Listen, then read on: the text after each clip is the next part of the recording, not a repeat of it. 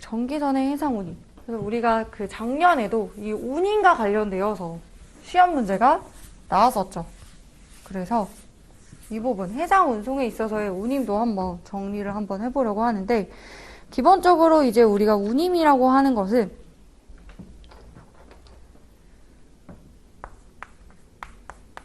기본 운임이라고 하는 것이 있겠죠. 근데 기본 운임만 있는 것이 아니라 추가적으로 우리가 할증료라고 하는 개념이 있다라는 거. 요거를 한번 정리를 해보면 좋을 것 같은데, 전기선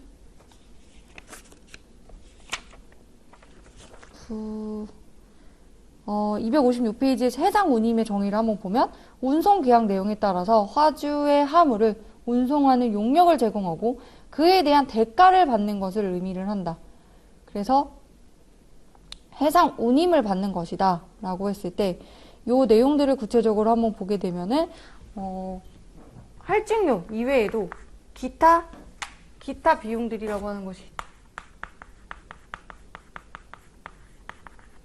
그래서 기본 운임만 있는 것이 아니라 기타 부대 비용이 있다라는 거죠. 일반적인 운송 흐름을 한번 생각을 해보면, 우리가 예를 들어서 이렇게 선적지에서 배가 출발을 해서 목적지까지 이제 도착을 한다라고 했을 때, 우리가 알고 있는 그 C조건 한번 생각해 볼까요? C조건 뭐죠? 이제 인커텀즈 C조건 하면 이제 번뜩 떠올려야 되는 것이, 운송에 대한 수배는 누가 한다? 매도인이 준비를 하는 거잖아요. 그렇죠? 그러면은 얘가 C조건이기 때문에 운송에 대한 수배를 함과 동시에 운송 계약을 체결하는 것은 누구다? 수출자가 결국에는 이 경우에서는 송화인이 되는 그러한 형태잖아요. 그렇다면 C조건이기 때문에 이미 운송 계약을 체결하고 운임을 선적지에서 지불을 하게 된다라고 표현을 생각을 한번 해볼게요. 그렇게 되면 이때 발행이 되는 BL을 한번 머릿속에 떠올려 보면, 우리가 BL에 들어가는 이 운임을 선적지에서 지불했느냐 아니면 도착지에서 지불하느냐를 BL상에 나타내게 되어 있어요. C조건이다 라고 하면은 프리페이드겠죠. 프리페이드. 선적지에서 미리 지불한. 그래서 여기 BL상에 보면 프리페이드라고 되어 있어요. 그러면 어차피 프리페이드 만약에 예를 들어서 운임이 100불이었어. 그러면은 사실상 얘는 어떻게 하겠어요? 매도인은 100불이랑 그 다음에 나의 거래 계약 금액인 1000불이다 라고 하면 1100불에 대해서 인보이스를 발행을 하겠죠. 그래서 인보이스 상에서는 진짜 US 달러 1100불 이런 식으로 해가지고 청구를 해서 매도인과 매수인 간의 대금 결제가 이루어지는 것이 일반적일 테고, 실제로 매수인 입장에서 어때요? 매도인이 준 1100불을 내가 지불을 했어. 그 말은 뭐냐면 내가 지불한 돈에 물때도 있고 여기까지 도착하는 데 발생하는 운임도 난 다 냈단 말이지. 지금 최근에 이제 제가 접촉하고 있는 신규 업체들의 이제 입장을 생각을 해보면, 저한테 전화가 와요. 저희 C조건 CFR로 계약했고요. 그 다음에 1100불 제가 송금했고요. 근데 물건이 지금 도착했고요. 수입 통관해주세요. 이렇게 와요. 그런가요?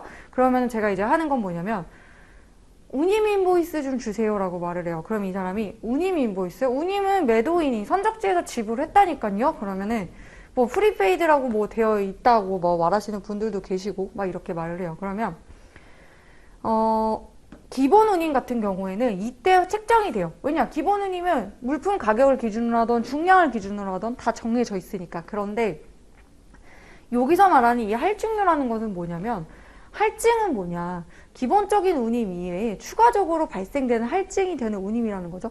그런데 우리가 중국이나 일본 같은 경우에는 사실상 선적하면은 다음날 바로 막 들어오기 때문에 이 기간에 대해서 크게 유가라던가 통화라는 것들이 환율이 그렇게 차이가 나진 않지만, 미국이나 유럽에서 들어온다라고 하면은 사실상 여기서 3, 4주가 걸린다라고 한다면 3, 4주라는 시간 동안에 유가와 통화는 엄청나게 변한단 말이죠. 그렇게 되면 운송인의 입장에서는 예를 들어서 물론 그 과정에 있어서 이득을 볼 수도 있겠지만은 사실상 손실을 볼 수도 있단 말이죠. 유가의 변동에 따라서. 그렇기 때문에 이러한 손실을 보전하기 위해서 사실상의 우리가 유가, 통화할증료 이런 것들에 대하여 어디에서 청구하게 되어 있느냐면, 이 시점에 최종적으로 물건이 도착했어. 그러면은 기본 운임은 나오진 않더라도 운임 인보이스를 받아서 보게 돼요. 그럼 여기에 뭐가 나와 있냐면 할증료가 나와 있다는 거죠. 할증료.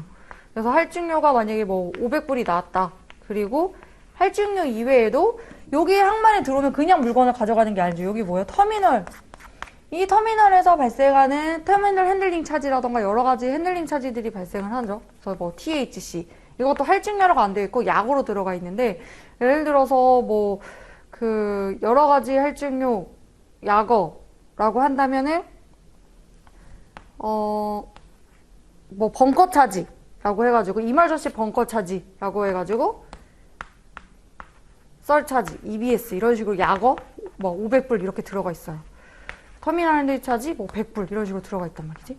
그러면 사실 매수인 입장에서는 갑자기 이제 저한테 따지기 시작합니다. 아, 이거 냈는데 왜 제가 여기서 이 돈을 내야 되는 겁니까? 라고 얘기를 하고 하는데 이거를 설명하는 게 사실 지금 우리 무역실무 시간이니까 제가 막 여기서부터 이렇게 다 설명을 하게 되는데 이제 우리 화주들은 이런 것들을 계속 설명하다 보면 갑자기 막, 아, 됐고요. 막 이렇게 그냥, 아, 그래서 그냥 낼 테니까 마치 그러니까 자기가 내야 되는 것임에도 불구하고 그냥 뭔가, 그리고 제가 설명을 하죠.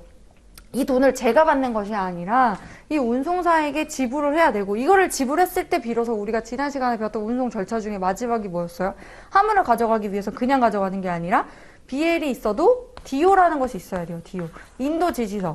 인도 지시서는 운송인이 그 수화인에게 화물을 가져가도 좋습니다라는 인도 지시서라는 거거든요. 이게 있어야지만 창고에서도 아무리 BL이 있어도 주는 것이 아니라 DO가 있어야 물건을 준단 말이에요. 그래서 여기서 이제 이 설명의 핵심은 뭐냐면 우리가 그 전기선에 있어서 기본적인 운임이라고 하는 거 이외에도 추가적인 할증료나 기타 부대 비용들이 있기 때문에 운임이라고 하는 것들을 이렇게 전체적인 큰 틀로 생각을 해야 되는 것이고 인커텀즈 조건에 따라서 뭐 프리페이드를 하더라도 실질적으로 이 과정에서 발생하는 운임은 도착지에 있는 수화인에게 청구가 되는 것이 일반적이다. 물론 근데 그럴 수 있겠죠. 수화인의 입장에서는 당사자 간의 수화인의 입장에서는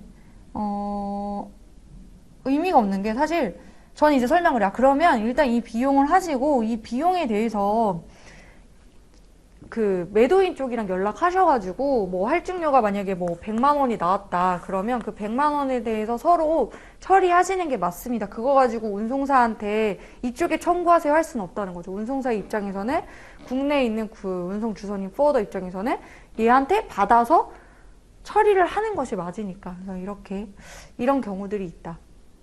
그래서 과세사가 되면 무역 실무에서 배웠던 것들을 이럴 때 이제 설명을 해줄 수가 있는 거죠.